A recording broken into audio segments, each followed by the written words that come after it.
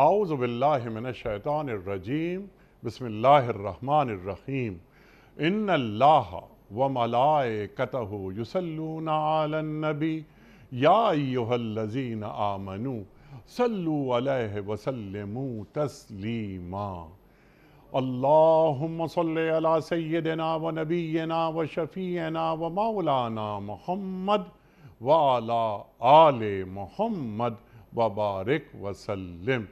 محترم خواتین و حضرات، السلام علیکم۔ پیام صبح کے ساتھ ایک بار پھر حاضر میں ہوں آپ کا میزبان انیق احمد۔ خواتین و حضرات، پیام صبح میں پیر، منگل، بدھ اور جمعرات 4 دن ہم قرآن کریم کی مختلف آیات پر بات کرواتے ہیں، سیکھتے ہیں اپنے ملک کے ممتاز علماء سے۔ لیکن جمعہ اور ہفتہ 2 دن ہم نے رکھے ہوئے ہیں سوال و جواب کے لیے، تاکہ ہمارے ذہنوں میں اگر کوئی کنفیوژن ہو ان کا حل ہمیں مل جائے قرآن و سنت کی روشنی میں۔ ہمارے ملک کے جید علماء تشریف لاتے ہیں جمعے اور ہفتے کو، اور ہمارے اور آپ کے پوچھے گئے سوالات کے جوابات عطا فرماتے ہیں، تاکہ ہمارے ذہنوں میں کوئی ابہام باقی نہ رہے۔ خاص طور پر ہماری یوتھ، ہمارے نوجوان، کئی مسائل ان کے ذہنوں میں موجود ہوتے ہیں، بلکہ ان کا ذہن مسائل کا ایک کنٹینر، بلکہ مسائل کیا، ابہام کا ایک کنٹینر بن جاتا ہے۔ سوالات لے کے گھومتے ہیں اور جوابات انہیں نہیں مل پاتے۔ اسی لیے ہم نے یہ 2 دن رکھے ہوئے ہیں کہ آپ کے سوالات ہوں اور عہد کے ایک جید مفتی صاحب کے جوابات۔ کچھ ویڈیو کوسچنز بھی ہم ریکارڈ کرتے ہیں پورے پاکستان کے کئی شہروں میں کھڑے ہو کر۔ خواتین و حضرات، آج کے ہمارے معزز مہمان محترم مفتی منیب الرحمان صاحب۔ مفتی منیب الرحمان صاحب ہمارے ملک کا ایک جانا مانا نام، محبوب اور مقبول نام۔ الحمدللہ ثم الحمدللہ پچھلے 14 برس سے ہمارے پروگرام میں تشریف لا رہے ہیں اور ہماری علمی کمی کو آپ دور فرما رہے ہیں۔ اللہ تعالی ہمارے علماء کو سلامت رکھے۔ پروگرام کا آغاز کرتے ہیں اللہ تعالیٰ کے بابرکت نام سے، سورہ بقرہ اور آیت 139 139۔ اعوذ باللہ من الشیطان الرجیم، بسم اللہ الرحمن الرحیم۔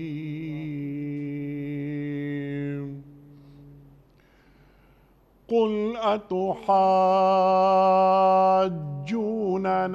فی اللہ وهو ربنا وربکم ولنا اعمالنا ولکم اعمالکم وَنَحْنُ لَهُ مُخْلِصُونَ صدق اللہ العظیم۔ اے نبی صلی اللہ علیہ وآلہ وسلم، ان سے فرما دیجئے، کیا تم اللہ کے بارے میں ہم سے جھگڑتے ہو، حالانکہ وہی ہمارا رب بھی ہے اور تمہارا رب بھی۔ ہمارے اعمال ہمارے لیے ہیں اور تمہارے اعمال تمہارے لیے، اور ہم اللہ ہی کے لیے اپنی بندگی کو خالص کر چکے ہیں۔ محترم مفتی منیب الرحمان صاحب کی خدمت میں سوالات کچھ بہت علمی سطح بلند ہے آج کے سوالات کی، الحمدللہ۔ یہ ہیں مہران غازی اسلام آباد سے۔ تو مہران غازی صاحب پوچھ رہے ہیں کہ اگر روز اول سے بنی آدم کے لیے اللہ تعالیٰ کا پسندیدہ دین اسلام ہے، تو کیا یہودیت اور نصرانیت اسلام کی ضد ہیں؟ نعوذ باللہ۔ اور کیا انبیاء بنی اسرائیل بھی اسلام کی دعوت دیتے رہے ہیں، تو پھر قرآن کریم نے انہیں یہود یا نصارہ کیوں کہا؟ ارشاد۔ بسم اللہ الرحمن الرحیم۔ الحمدللہ نحمدہ ونصلی ونسلم علی رسولہ الکریم، سیدنا و مولانا محمد اللہم صلی وعلی آلہ و صحبہ اجمعین۔ انیقمن صاحب، یہ بات طے شدہ ہے کہ آدم علیہ السلام سے لے کر خاتم النبیین محمد الرسول صلی اللہ اللہ علیہ وسلم صلی اللہ علیہ وآلہ وسلم تک جتنے بھی انبیاء کرام رسول اعظام علی نبینا وعلیہم الصلاۃ والسلام تشریف لائے، اللہم صلی اللہ وہ سب کے سب دین اسلام کے علم بردار تھے۔ جی سب کا منبع، ماخذ، سورس وحی ربانی تھی۔ سبحان اللہ۔ انا اوحینا الیک کما اوحینا الی نوح والنبیین من بعدہ۔ اللہ نے فرمایا کہ پیارے حبیب، ہم نے آپ کی طرف وحی کی جیسا کہ نوح اور ان کے بعد آنے والے تمام انبیاء کرام کی طرف وحی فرمائی۔ لہذا سب انبیاء کرام کی شریعتوں کا سورس اور منبع وحی ربانی ہے، اور سب دین اسلام کے داعی تھے۔ ابراہیم علیہ السلام کے بارے میں یہود و نصارہ تو آپ کی اولاد میں سے ہیں، حضرت یعقوب علیہ السلام کی اولاد میں سے ہیں، تو حضرت ابراہیم علیہ السلام کی دعا خود قرآن کریم میں منقول ہے کہ ربنا وجعلنا مسلمین لک ومن ذریاتنا امتا مسلمتا لک، کہ اے اللہ تو ہمیں دونوں کو، یعنی حضرت ابراہیم اور حضرت اسماعیل علیہم السلام نے دعا کی کہ ہم دونوں کو اپنا مسلم اور اطاعت گزار بنا دے، اور ہماری اولاد میں سے بھی ایک امت مسلمہ بنا دے۔ لہذا ان کے ذہن میں بھی دین کا تصور اسلام تھا اور اس کے ماننے والے مسلم تھے۔ ٹھیک۔ پھر فرمایا کہ وَسَمَّاكُمُ الْمُسْلِمِينَ مِن قَبْلُ وَفِي هَذَا، اس اللہ نے تمہارا نام مسلم رکھا ہے پہلی شریعتوں میں بھی اور اس شریعت میں بھی۔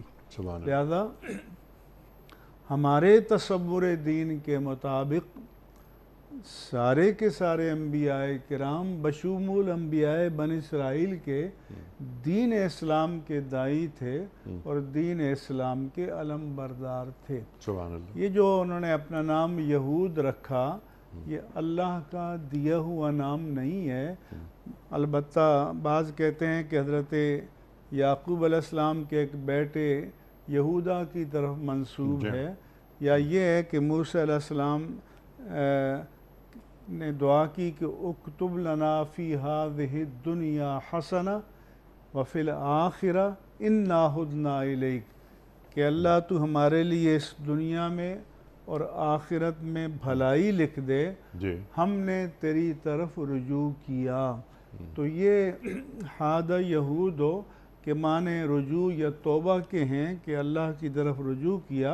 یہ دین کا کوئی عنوان یا نام اللہ تعالیٰ کی طرف سے دیا ہوا نہیں تھا، بلکہ اللہ نے فرمایا کہ تم نے جو مانگا ہے فَسَأَكْتُبُهَا لِلَّذِينَ، کہ میں لکھ دوں گا دنیا اور آخرت کی بھلائی ان کے لیے جو اللہ پر ایمان لاتے ہیں، نماز قائم کرتے ہیں، زکوٰۃ دیتے ہیں اور تقوی اختیار کرتے ہیں۔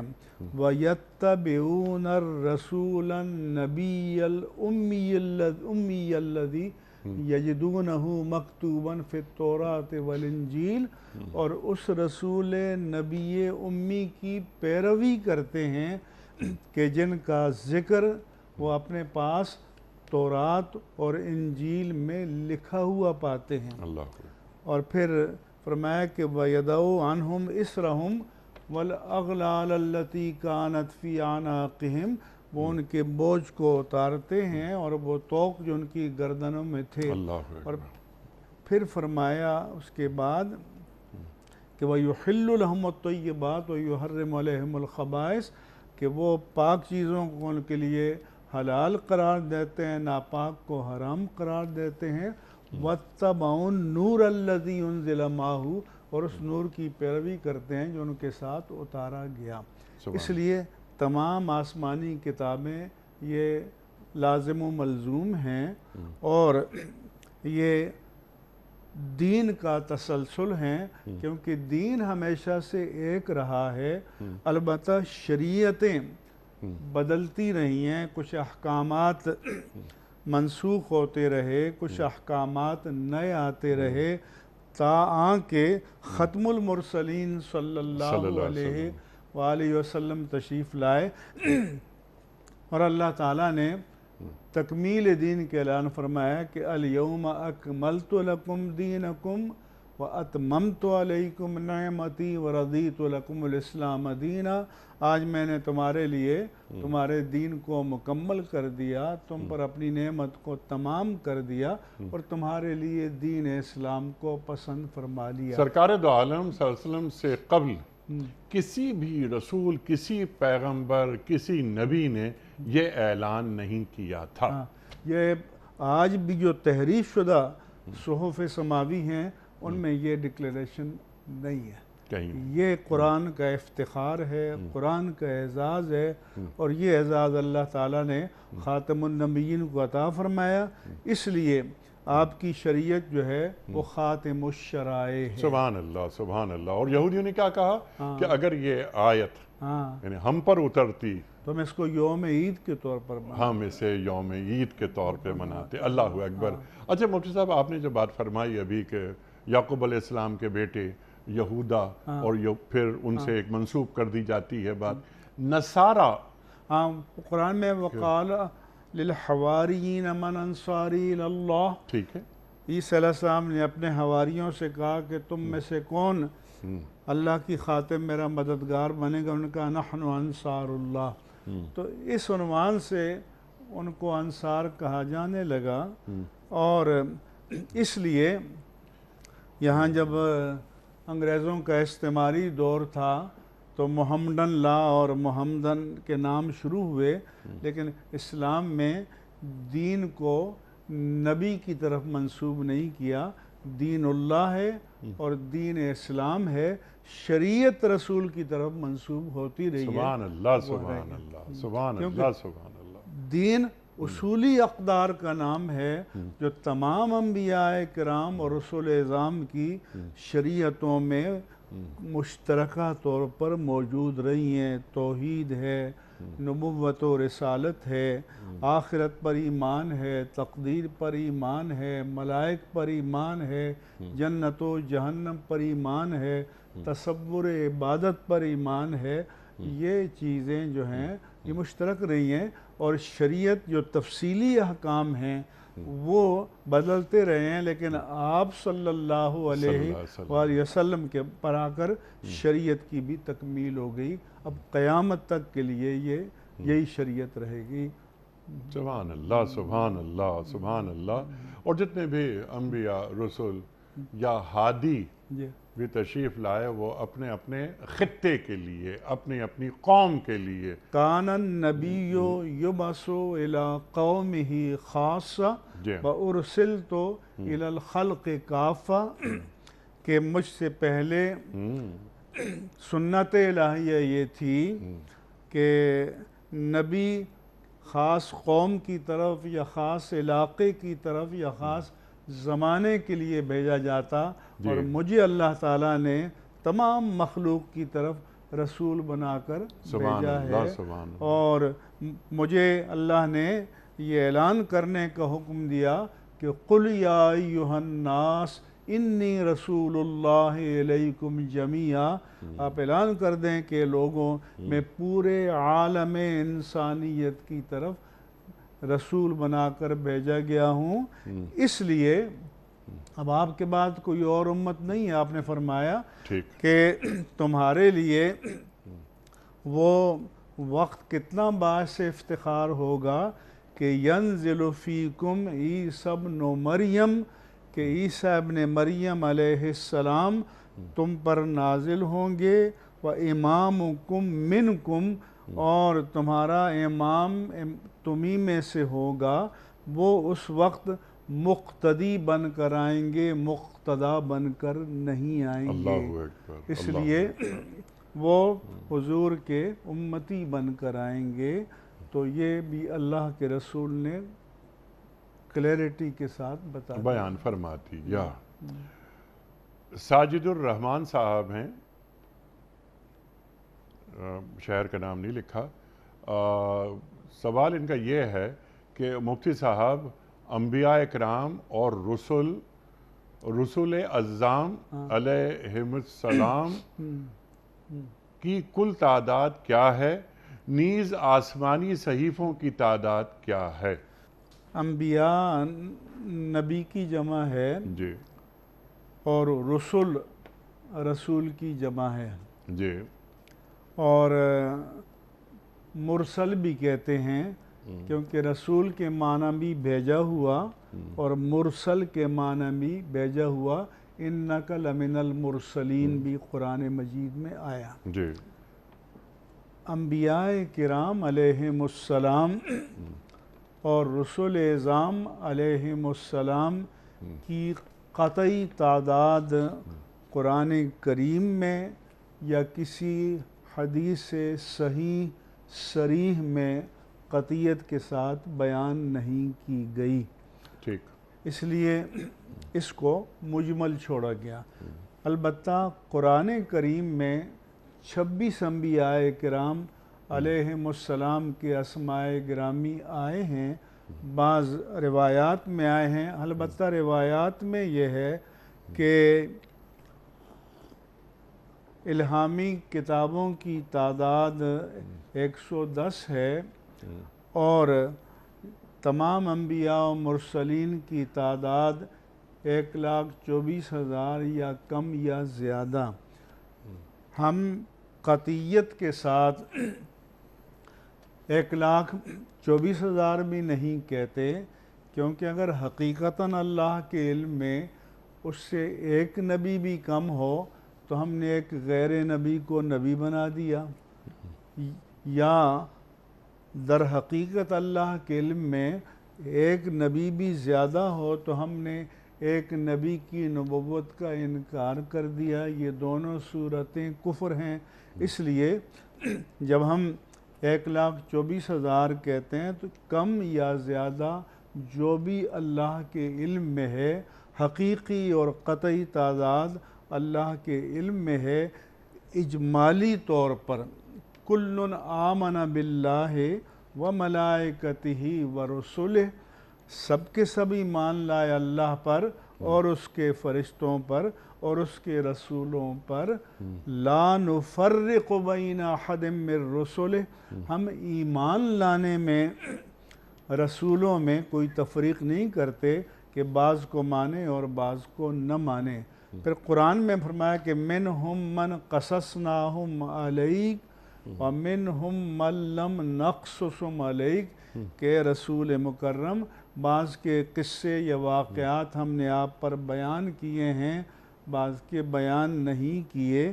تو یہ نہیں فرمایا قرآن میں کہ سارے انبیاء کی تفصیلات کو قرآن میں بیان کر دیا ہے، اس لیے قرآن نے بھی اس کو مجمل چھوڑا ہے، اور ہمیں بھی مجمل طور پر یہ کہنا چاہیے کہ اللہ تبارک و تعالیٰ نے نبی اول آدم علیہ السلام سے لے کر خاتم النبیین محمد الرسول اللہ صلی اللہ علیہ وآلہ وسلم تک جتنے انبیاء کرام اور رسول اعظام علیہم السلام بھیجے، ہم ان سب پر ایمان لاتے ہیں۔ وہ سب اللہ کے سچے اور پکے نبی تھے اور ان کو مانتے ہیں۔ پھر یہ بھی فرمایا کہ وہ رسلاً مبشرین و منذرین، اور ہم نے رسول بھیجے اللہ کی رحمت کی بشارت دیتے ہوئے گئے، اللہ کے عذاب سے ڈراتے ہوئے گئے، لِأَلَّا يَكُونَ لِلنَّاسِ عَلَى اللَّهِ حُجَّةٌ بَعْدَ الرُّسُلِ، تاکہ کل قیامت کے دن اللہ کی بارگاہ میں لوگوں کے لیے شرک پر، کفر پر، بدی پر، نفاق پر، فسق پر، فجور پر، ضلالت پر قائم رہنے کے لیے کوئی حجت، کوئی جسٹیفیکیشن، کوئی جواز باقی نہ رہے۔ تو ہر دور میں اللہ نے ہادی بھیجے اور فرمایا کہ تاکہ لوگ یہ نہ کہیں کہ ما جانا من بشیر ولا نذیر، ہمیں کوئی اللہ کی رحمت کی بشارت دینے والا اور اس کے عذاب سے ڈرانے والا نہیں آیا تھا۔ وما ارسل وَإِن مِّنْ أُمَّةٍ إِلَّا خَلَا فِيهَا نَذِيرٌ، جو بھی امت گزری ہے اس میں ڈر سنانے والا آیا ہے۔ اور فرمایا کہ وما ارسلنا من رسول الا بلسان قومه، اور ہم نے جب بھی کوئی رسول بھیجا تو اس قوم کی زبان بولنے والا بھیجا، تاکہ ابلاغ دین، تبلیغ دین، دعوت دین کی حجت جو ہے وہ مکمل ہو جائے۔ سبحان اللہ، سبحان اللہ، سبحان اللہ، سبحان اللہ۔ مفتی صاحب، اگلا سوال ہے پروفیسر نعیمہ کا۔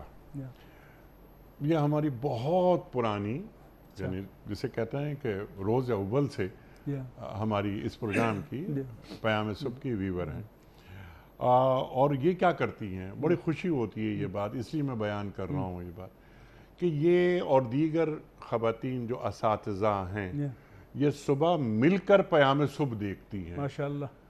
تو اور بس ان کے فون آتے رہتے ہیں اور ان سے بات ہوتی رہتی ہے۔ تو ایک بات کے حوالے سے ہم سب پریشان رہتے ہیں، یہ بھی پریشان رہتی ہیں، وہ یہ پوچھ رہی ہیں آپ سے کہ مفتی صاحب اس دور میں، اب اس دور کی جو برکتیں ہیں وہ آپ کے سامنے ہیں، اس دور میں بچوں کی اسلامی خطوط پر تربیت کیسے کی جائے؟ سب سے پہلے ہماری اس بہن کے دل میں اصلاح امت کا جو درد ہے یہ قابل تحسین ہے، اور اس درد کا پیدا ہونا یہ بجائے خود ایک بڑی سعادت ہے، کیونکہ علامہ اقبال نے کہا تھا کہ وائے ناکامی متاع کارواں جاتا رہا، اور کارواں کے دل سے احساس زیاں جاتا رہا، کیونکہ احساس زیاں مٹ جائے تو پھر واپس راہ راست کی طرف پلٹ آنے کا امکان ختم ہو جاتا ہے، لیکن اگر احساس زیاں ہے تو کسی نہ کسی مرحلے پر انسان پلٹ آتا ہے، اس کی امید کی جا سکتی ہے، اور ہر مسلمان کے دل میں یہ احساس ہمیشہ زندہ اور تابندہ رہنا چاہیے۔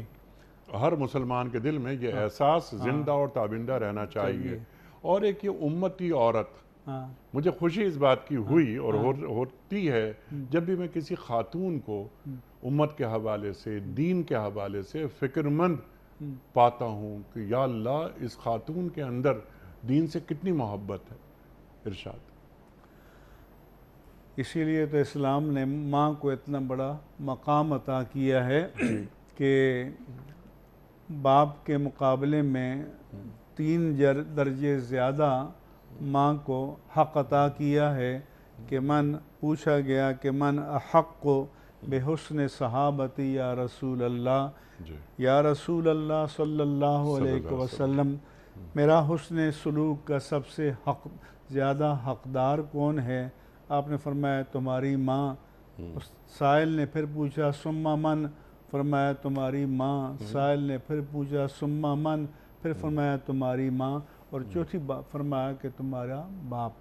تو اس لیے دوسرا یہ کہ اولاد ماں کی کوکھ سے جنم لیتی ہے، وہ ماں کا جزو بدن ہوتی ہے، اس لیے اولاد سے جتنا پیار ماں کو ہو سکتا ہے اتنا کسی اور کو نہیں ہو سکتا۔ اس لیے میں کہا کرتا ہوں کہ جب کسی کو کہیں ٹھوکر لگ جائے تو بے اختیار اس کی منہ سے آواز نکلتی ہے کہ ہائے میری ماں، کیونکہ اس کی جبلت میں، سرشت میں یہ چیز پیوست ہے کہ مجھے تکلیف پہنچنے سے جس ہستی کو سب سے زیادہ درد اور تکلیف ہوگی وہ میری ماں ہوگی۔ تو ماں کو سے بڑھ کر اولاد کا احساس کیسے ہو سکتا ہے؟ تو سب سے پہلی بات تو یہ ہے کہ پہلی درسگاہ جو ہے وہ ماں کی گود ہی ہے۔ اس لیے وہ کسی نے کہا تھا کہ بے ادب ماں با ادب اولاد جن سکتی نہیں، معدن زر معدن فولاد بن سکتی نہیں، کہ لوہے اور کوئلے کی کان سے سونا نہیں پیدا ہوتا، اور جو ماں بے ادب ہو تو وہ با ادب اولاد اس کی گود میں کہاں پرورش پائے گی۔ تو پہلا تو یہ ہے کہ اللہ کرے کہ ہماری موجودہ اور آنے والی مائیں یہ با ادب ہوں اور یہ دین کی تعلیم سے آراستہ و پیراستہ ہوں، تاکہ ان کی گود میں جو اولاد پرورش پائے تو وہ دینی اقدار سے آشنا ہو، اور وہ اٹھتے بیٹھتے چلتے پھرتے اللہ کا نام، اللہ کے رسول کا نام، کوئی اچھائی کی باتیں سنیں، کیونکہ فرمایا کہ کوئی باپ اپنی اولاد کو بہترین ادب سے زیادہ کوئی قیمتی نعمت نہیں دے سکتا، قیمتی عطیہ نہیں دے سکتا۔ تو سب سے قیمتی تحفہ اولاد کے لیے ماں باپ کی طرف سے نیک تربیت ہے۔ تو ایک تو یہ ہے کہ ماں باپ کو چاہیے کہ گھر کا ماحول اچھا رکھیں۔ مثلاً اگر ہم چاہتے ہیں کہ اولاد کا لب و لہجہ، بول چال کا انداز ادب کا ہو، احترام کا ہو، پیار کا ہو، متانت کا ہو، تو پھر ماں باپ کو، میاں بیوی کو آپس میں جو بول چال کا انداز ہے وہ پیار کا، محبت کا، متانت کا، شرافت کا رکھنا چاہیے، کیونکہ اگر وہ دونوں ہر وقت آپس میں الجھتے رہیں گے تو بچہ جو کاپی کرتا ہے، نقال ہوتا ہے، تو وہ پھر انہی چیزوں کی نقل کرے گا، انہی چیزوں کی کاپی کرے گا۔ تو یہ بھی فرمایا کہ بچہ جب 7 سال کا ہو جائے تو اسے نماز کی تلقین کرو، اور 3 سال تک موٹیویٹ کرو، تلقین کرتے رہو، اپنے ساتھ کھڑا کر کے نماز پڑھاؤ، اور اگر 10 سال کا ہو جائے اور خدا نخواستہ پھر بھی نہ پڑھے تو پھر تنبیہ کرو، تادیب کرو، ہلکی پھلکی سرزنش کرو، کیونکہ یہ ماں باپ کی ذمہ داری ہے کہ اولاد کو تربیت کر کے راہ راست پہ ڈالنا۔ اور پھر ہمارے گھروں میں کم از کم دین کی کوئی بنیادی کتابیں بھی ہونی چاہیے، جس میں نماز کے مسائل ہوں، اور روزے کے مسائل ہوں، زکوٰۃ کے مسائل ہوں، اور جو عملی زندگی سے ریلیٹڈ ہیں، خاص طور پر جو میاں بیوی کے حقوق اور فرائض ہیں، والدین اور اولاد کے حقوق اور فرائض ہیں، یہ بھی اگر ہمارے گھروں میں کوئی کتاب ہو تو وقتاً فوقتاً اس کے پڑھنے کا اور تلقین کرنے کا اور بیان کرنے کا رواج ہونا چاہیے۔ میں بہن سے یہ بھی کہوں گا کہ آج کل ایک خرابی یہ ہو گئی ہے کہ کتاب سے رشتہ ٹوٹ گیا ہے۔ ایک صاحب نے پتہ نہیں طنزاً کہا تھا کہ شاید یہ کتاب کی آخری صدی ہے، تو کتاب کا کلچر جو ہے اور رواج وہ گھروں میں ہونا چاہیے، کیونکہ سنت الہیہ کتاب ہے، ذالک الکتاب لا ریب فیہ، تو کتاب سے تعلق رہنا چاہیے۔ اب تو سوشل میڈیا پر بھی بہت سے لوگ جو ہیں اپنا کوئی کالم یا کوئی چیز ہو تو اس کو آڈیو کرتے ہیں، کہ ان کا خیال ہے کہ اب لوگ پڑھ نہیں رہے، تو اور اسی لیے اخبارات کی ریڈرشپ بھی کم ہو گئی ہے، لیکن یہ کوئی اچھی علامت نہیں ہے، یہ الامیہ ہے۔ اس لیے ہمارے بہنوں کو اپنے گھرانوں میں آسان چھوٹی چھوٹی کتابیں، کہانیاں صحابہ کی، اہل بیت اطہار کی، انبیاء کرام کے واقعات یہ پڑھانے کا اپنے گھروں میں یہ مشق ہونی چاہیے. روز نہ ہو تو ہفتے میں ایک دن کوئی مجلس ہونی چاہیے، درس و تدریس کا نظام ہونا چاہیے، اور خود اپنا کردار ایک رول ماڈل اپنی اولاد کے لیے ہونا چاہیے. سبحان اللہ. رول ماڈل میاں بیوی، جی امی ابا رول ماڈل ہوں، اور ترجیح اول جی اللہ ہو، نظر آئے کہ اس گھر میں دین سے کتنی محبت ہے. گھر کا اللہ- ماحول بتا دیتا ہے. اللہ کے رسول نے جی تو اتنا اہتمام فرمایا کہ بچہ پیدا ہو تو اس کے دائیں کان میں اذان کہو اور بائیں کان میں اقامت کہو. اللہ اکبر. یعنی جب کوئی روح جسم کے اندر حلول کر کے اور اس عالم آب و گل میں آئے اور اس کی ابھی سماعت جو ہے وہ پاکیزہ ہے، تو پہلی آواز جو جائے اس کی سماعت سے ٹکرائے، اللہ کی کبریائی کا اعلان ہو، اللہ کی توحید کا اعلان ہو، اللہ کے رسول کی رسالت کا اقرار سبحان ہو، اللہ. صلاۃ اور فلاح کا اقرار ہو، تاکہ اس کی روح جو ہے لاشعوری طور پر اس آواز سے کوئی مناسبت اس کی پیدا ہو جائے. سبحان اللہ. سبحان اللہ. مفتی صاحب، یہ بچہ یا بچی پیدا ہوئی تو گھر کا بڑا اذان، ایک کان میں اذان پوری، دوسرے کان میں قد قامت الصلاۃ، قد قامت الصلاۃ، کہ اے میرے بیٹے، اے میری بیٹی، تجھے اقامت دین کے لیے کھڑا ہونا ہے.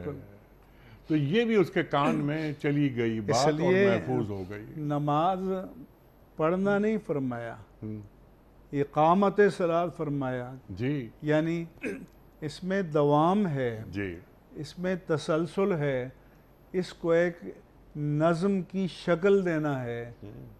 تو یہ مسلمان معاشرے کی ذمہ داری ہے. سبحان اللہ. مسلمان معاشرے کی ذمہ داری اور مسلمان حکمران کی ذمہ داری. الذین ان مکناہم فی الارض اقاموا الصلاۃ وآتوا الزکاۃ. اس لیے علامہ قاضی بیضاوی نے لکھا کہ قام العود کے ایک معنی یہ ہے کہ وہ جو درخت کی شاخ ہوتی ہے جی جس سے بیت بناتے ہیں تو اس میں ٹیڑھا پن ہوتا ہے، تو آگ کی آنچ دکھا کر اس کے ٹیڑھے پن کو صحیح کرتے ہیں. تو بچوں کو بھی شریعت کی اور توحید و رسالت کی آنچ دے کر ان کو شریعت کے جادہ مستقیم پر چلانے کے لیے نماز کا عادی بنانا چاہیے. اسی طرح سے سبحان اللہ. سبحان اللہ. اور رفتہ رفتہ دین کی تعلیم ان کے کانوں میں آتی رہے، اور اس طرح وہ بلوغت کی سطح پہ پہنچیں گے تو اندر بہت سارا کام، بہت ساری اصلاح ہو چکی ہوگی. غلام فرید صاحب ہیں مظفر آباد سے. سوال ان کا یہ ہے کہ آپ صلی اللہ علیہ وآلہ وسلم مومنوں کو حکمت کی تعلیم دیتے ہیں. ان آیات میں حکمت سے کیا مراد ہے؟ نیز فلسفہ اور حکمت میں کیا فرق ہے؟ حنیق احمد صاحب، حکمت بہت جامع لفظ ہے. ہمارے جو عربی درسیات کے علوم ہیں ان میں فلسفے کو حکمت ہی کہا جاتا ہے، اور ہمارے ہاں درسیات میں جو فلسفے کی پہلی کتاب ہے جی اس کا نام ہدایت الحکمت ہے. حکمت کے معنی نبوت کے بھی ہیں قرآن میں. وَآتَاهُ اللَّهُ الْمُلْكَ وَالْحِكْمَةَ. اللہ فرماتے ہیں کہ اللہ نے ان کو بادشاہت بھی دی اور نبوت بھی عطا کی. تو حکمت کے من جملہ معنی میں سے ایک معنی نبوت بھی ہے. ہمارے ہاں جو فلسفے کی تعریف ہے کہ معرفت الشیء علی ما ہی علیہ فی نفس الامر بقدر طاقت البشریہ، کہ بشری استطاعت کے مطابق چیزوں کو ان کی ماہیت و حقیقت کے مطابق جاننے اور پہچاننے کا نام حکمت ہے۔ پھر یہ بتایا کہ حکمت کے معنی راستی عقل ہے۔ سبحان اللہ۔ پھر حکمت کے معنی رائے کا صائب ہونا ہے۔ فرمایا کہ حکمت علمی بھی ہے اور عملی بھی ہے۔ حکمت کے معنی انسان کی طبعی افتاد کا شریعت کے تقاضوں کے مطابق ڈھل جانا ہے۔ ڈھلتا کب ہے؟ کہ جب فطرت سلیمہ ہو، جب عقل سلیم ہو، تو قرآن نے نیکی کو معروف سے تعبیر کیا ہے، اور معروف کے معنی جانی پہچانی چیز، یعنی دین کی تعلیمات وہ ہیں جو عقل سلیم اور فطرت سلیم کے لیے جانی پہچانی ہیں۔ قرآن میں فرمایا کہ یعلمہم الکتاب والحکمہ، کہ اللہ کے رسول کی جو من جملہ صفات بیان کی گئیں کہ یتلو علیہم آیاتہ، کہ هو الذی بعث فی الامیین رسولا منہم، اللہ وہ ہے جس نے امیوں میں انہی میں سے ایک رسول عظیم کو مبعوث فرمایا جو ان پر آیات قرآنی کی تلاوت کرتے ہیں، وَيُزَكِّيهِمْ، ان کے قلب کا، روح کا، باطن کا تزکیہ کرتے ہیں، جو باطل عقائد، باطل افکار، باطل خیالات کی آلودگی ہے اس سے قلوب کو پاک کرتے ہیں۔ وَيُعَلِّمُهُمُ الْكِتَابَ وَالْحِكْمَةَ، اور انہیں کتاب و حکمت کی تعلیم دیتے ہیں۔ تو کتاب قرآن ہے تو حکمت معنی قرآن ہے، کتاب قرآن ہے تو حکمت سنت مصطفیٰ ہے، حدیث مصطفیٰ ہے، کیونکہ اللہ تعالیٰ نے تعلیم کتاب کو کافی قرار نہیں دیا، بلکہ فرمایا کہ یعلمہم الکتاب والحکمہ، اور حکمت سے مراد کیا ہے کہ اسی قرآن احکام کی تفاصیل ہیں، وہ طریقہ ہے کہ ان پر عمل کس طرح کیا جائے، ان پر عمل کیسے کیا جائے۔ لہذا اس لیے ہم کہتے ہیں کہ دین کی تعلیمات جو ہیں وہ کبھی بھی ضد عقل نہیں ہیں۔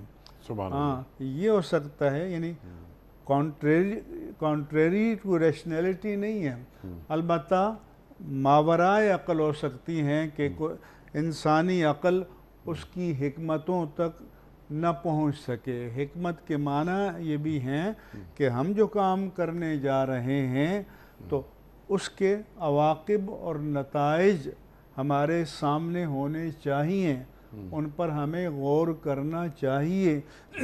اسی لیے اس کو تدبیر اور تدبر بھی کہتے ہیں، کہ جب انسان یا انفرادی طور پر یا کوئی قوم اجتماعی طور پر، ملت اجتماعی طور پر، یا کوئی ملک کے رہنے والے اجتماعی طور پر کوئی فیصلہ کریں، کوئی تو کم از کم عجلت میں نہ کریں، جلد بازی میں نہ کریں، بلکہ خوب غور و فکر کریں، کیونکہ ایک حکمت کے معنی یہ بھی ہے کہ ما لہو و ما علیہ کو جاننا، کہ what is for and what is against، کہ ہم جو کام کرنے جا رہے ہیں اس کے ممکنہ فوائد کیا ہو سکتے ہیں اور ممکنہ نقصانات کیا ہو سکتے ہیں۔ مفتی صاحب، جو تعریفات آپ نے یہاں پر عطا فرمائیں من حیث الامہ، اگر ہم اس تعریف کو سامنے رکھ کر امہ کا رویہ، یعنی امت کا رویہ یہ چیک کریں، تو کیا یہ ہماری امت، یہ وزڈم، یہ دانائی، یہ حکمت، من یوت الحکمہ فقد اوتی خیرن کثیرا، ٹھیک، جسے ہم نے حکمت عطا کی اسے ہم نے خیر کثیر عطا کر دیا۔ تو یہ 1.5-2 ارب لوگ، یعنی کیا یہ علم کی سرحد تک پہنچے کہ حکمت تک پہنچیں؟ دیکھیں، ہمارا اپنے ملک کو دیکھیں، پچھلے دور میں ایک دن میں 33 قوانین پاس ہو گئے، تو اب جو دستور میں ہے کہ پارلیمانی کمیٹی ہے، کمیٹی کو ریفر کیا جائے گا، کمیٹی اس پر غور کرے گی. ٹھیک ہے. اگر کوئی وہ ٹیکنیکل کام ہے، ماہرین سے وہ رائے لیں گے، پھر فیصلہ کریں گے. لیکن ہم بغیر عواقب پر غور کیے اچانک جو چیز آتی ہے فیصلہ کر لیتے ہیں، اور بعد میں اس کے جو منفی نتائج آتے ہیں ٹھیک ہے. تو وہ پھر تو انتہا. کیا کیا جائے؟ یعنی ایک کیا طریقہ روڈ میپ کیسے بنے؟ دعا کریں کہ اللہ تعالی ہمارے پاس سیاستدان بھی بہت ہیں، حکمران بھی بہت ہیں، قائدین اور لیڈر بھی بہت ہیں، مدبرین کی کمی ہے. اچھا. تو ہمیں اس قوم کو قیادت کے لیے اسٹیٹس مین اور اصحاب تدبیر کی ضرورت ہے. اور اصحاب تدبیر وہ ہوتے ہیں کہ جو قوم کے لیے کوئی پالیسی طے کرنے سے پہلے اس کے تمام ما لہ و ما علیہا، تمام مثبت اور منفی نتائج و ثمرات پر غور کرتے ہیں. ٹھیک ہے. اور اگر اس میں کسی منفی نتائج کے امکانات ہیں تو ان کے لیے چیک اینڈ بیلنس رکھتے ہیں. ٹھیک ہے. یہ تو اصحاب دانش غور و فکر کرتے ہیں، لیکن ان کے پاس قوت نافذہ نہیں ہے. تو کیا کریں؟ جو جن کے پاس قوت نافذہ ہے اگر وہی دانشور بن جائیں، یہی سب سے بڑا المیہ ہے. اس سے بڑھ کر کوئی اور المیہ نہیں ہو سکتا. کیا ہی اچھا ہو کہ ہمارے حکمران ارباب حل و عقد وہ دانشوروں کی خدمت میں حاضر ہوں اور ان سے پوچھیں. اور ہماری تاریخ بھری پڑی ہے، اور دانشور کبھی اسلام آباد نہیں جاتے، اسلام آباد خود دانشوروں کے پاس آتا ہے. یہی رہا نا ہمارا ماضی. پیاسا کنویں کے پاس جاتا ہے. جی ہاں. اور اس کے بعد دانشور جو کہیں، اہل عقل جو کہیں، تو ان کی باتوں کو امپلیمنٹ کیا جائے، یہ کام ہے بڑوں کا. قیم صاحب اس لیے کہ سیاست دان جو ہوگا اس کی ذاتی عصبیتیں ہوں گی، گروہی عصبیتیں ہوں گی. جو پارٹیاں ہیں ان کی عصبیتیں ہوتی ہیں. دانش مند، دانشور اور وائز پرسن یا حکیم و مدبر اسے کہتے ہیں کہ جو عصبیتوں سے بالا تر ہو کر. اس کے ساتھ ساتھ یہ سیاستدان ان کی نظر میں صرف اگلا الیکشن ہوتا ہے، اور دانشور کی نظر میں اگلی نسل ہوتی ہے، نسلوں کی تعمیر کرتی ہے یہ دانش. یہ اگلا الیکشن بھی کبھی ہوتا تھا، 5 سال کا سوچتے تھے، اب تو لگتا ہے کل کا سوچ رہے ہیں کہ بھی آج کا دن گزر گیا ہے تو کل کا کیسے گزرے گا. اللہ اکبر. یہ شارٹ سائٹڈ لوگ کہتے ہیں، کوتاہ بھی اور کوتاہ نظر لوگ جو ہیں، جب وہ قوم کی تقدیر کے فیصلے کرنے والے بن جائیں. آج کا دن جان ایلیا کا ایک شعر یاد آیا کہ آج کا دن بھی عیش سے گزرا، آج کا دن بھی عیش سے گزرا، سر سے پا تک بدن سلامت ہے. سر سے پا تک بدن سے. بس یہ ایڈ ہاک پہ نہیں چلتی امتیں، قومیں ایڈ ہاک پہ نہیں چلتی. شارٹ ٹرم پلاننگز ہوتی ہیں، لانگ ٹرم پلاننگز ہوتی ہیں. قوموں کے عروج اور زوال کے ان کے اہداف ہوتے ہیں، ان کے ٹارگٹس ہوتے ہیں، اور جتنا بالغ نظر ہے اتنی ان کے اہداف بھی بلند ہوتے ہیں. ٹھیک ہے، لیکن اس کے لیے سب سے پہلے خود کو مائنس کرنا ہوتا ہے، ذاتی مفادات کو مائنس کرنا ہوتا ہے. سر پر چڑھ کر بول رہے ہیں پودے جیسے لوگ، پیڑ بنے خاموش کھڑے ہیں کیسے کیسے لوگ. تو محسوس یہ ہوتا ہے کہ دنیا کمزور لوگوں کے ہاتھوں میں آ گئی ہے. مفتی صاحب ویڈیو کوئسچن کم از کم ایک آدھ ہی لے لیا جائے. پہلا سوال مفتی صاحب کی خدمت میں. السلام علیکم مفتی صاحب، میرا آپ سے یہ سوال ہے، کیا امام کے پیچھے نماز پڑھتے ہوئے اگر کوئی کیرت کر لے اس کو نماز دوبارہ ادا کرنی ہوگی یا نہیں؟ ارشاد. نہیں، دوبارہ نماز ادا نہیں کرنی ہوگی، نماز ادا ہو جائے گی. لیکن احتیاط کریں اور امام کے پیچھے قرات نہ کریں، ٹھیک، کیونکہ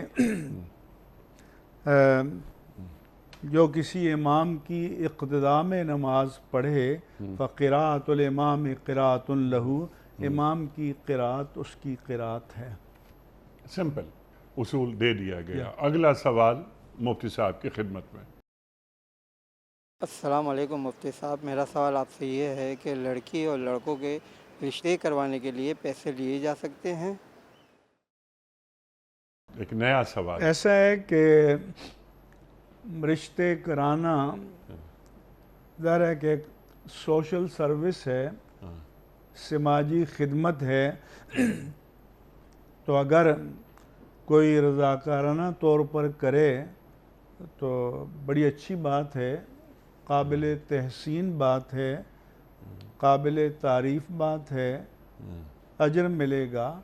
لیکن اگر کسی نے اس کو اپنے معاش کا ذریعہ بنا رکھا ہے، تو جس طرح سے مکان یا پلاٹ خریدنے کے لیے ایک پراپرٹی ڈیلر یا اسٹیٹ ایجنٹ ہوتا ہے کہ جو بائع اور مشتری، خریدار اور فروخت کرنے والے کے درمیان تعلق کا واسطہ بنتا ہے اور اس خدمت کا صلہ لیتا ہے، تو اگر اس طرح کسی کا یہ پروفیشن بنا لیا ہے اور وہ اس کا کوئی معاوضہ یا خدمت لیتے ہیں تو شرعاً اس کی کوئی ممانعت نہیں ہے، کیونکہ خدمات پر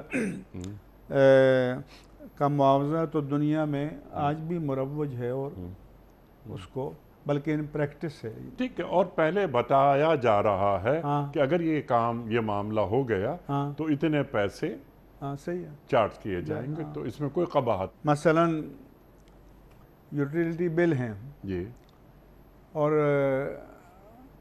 کچھ بینک جو ان بلوں کی وصولیابی کے لیے تعاون کرتے ہیں، ٹھیک، تو اس کی ایک خدمت لیتے ہیں۔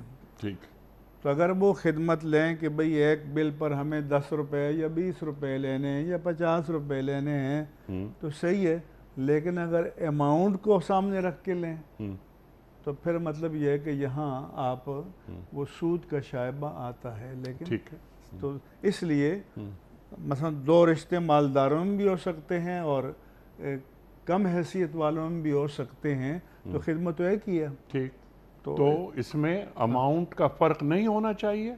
اخلاقاً یہ ہے اچھا، کہ یہ نہ کریں کہ بھئی بڑے مالدار ہیں تو بڑے لے لیے، چھوٹے لے لیے، آپ جو اس میں اگر کسی محنت ان کو زیادہ کرنی پڑ رہی ہو تو اس حوالے سے ٹھیک ہے۔ اچھا، ٹھیک ہے۔ یہ مفتی صاحب، میں آپ کا بڑا ممنون، بڑا شکر گزار، آپ تشریف لائے۔ خواتین و حضرات، یہ جمعہ اور ہفتہ 2 دن سوال و جواب کے لیے ہوتے ہیں، آپ اور ہم جانتے ہیں، اور پیام صبح میں پیر، منگل، بدھ اور جمعرات 4 دن قرآن کریم کی مختلف آیات کے تعلق سے ہم سیکھتے ہیں اپنے ملک کے جید علماء سے، اور قرآن کریم کی وہ آیات جو گفتگو میں آتی ہیں شان نزول سے لے کر لمحہ موجود تک، یعنی آج قرآن کریم عمل میں کیسے آتا ہے۔ قرآن ایک زندہ کتاب ہے اور قیامت تک کے لیے ہے۔ ہمارے معزز علماء تشریف لاتے ہیں، ان آیات کا مطلب ہمیں بتاتے ہیں، پھر جوڑتے ہیں حالات حاضرہ سے۔ ہم اپنے علماء کے ہمیشہ شکر گزار رہتے ہیں۔ خواتین و حضرات، پیام صبح کا اختتام ہوتا ہے روزانہ ایک قول پر، اور وہ قول ہوتا ہے صاحب نہج البلاغہ امیر المومنین حضرت علی مرتضیٰ کرم اللہ وجہہ کا۔ آپ فرماتے ہیں کہ جو اپنی حیثیت میں رہتا ہے اس کی عزت محفوظ رہتی ہے۔ سبحان اللہ، سبحان اللہ۔ جو اپنی حیثیت میں رہتا ہے اس کی عزت محفوظ رہتی ہے۔ اللہ اکبر۔ اپنے میزبان انیق احمد کو کل تک کے لیے اجازت دیجیے۔ خدا حافظ۔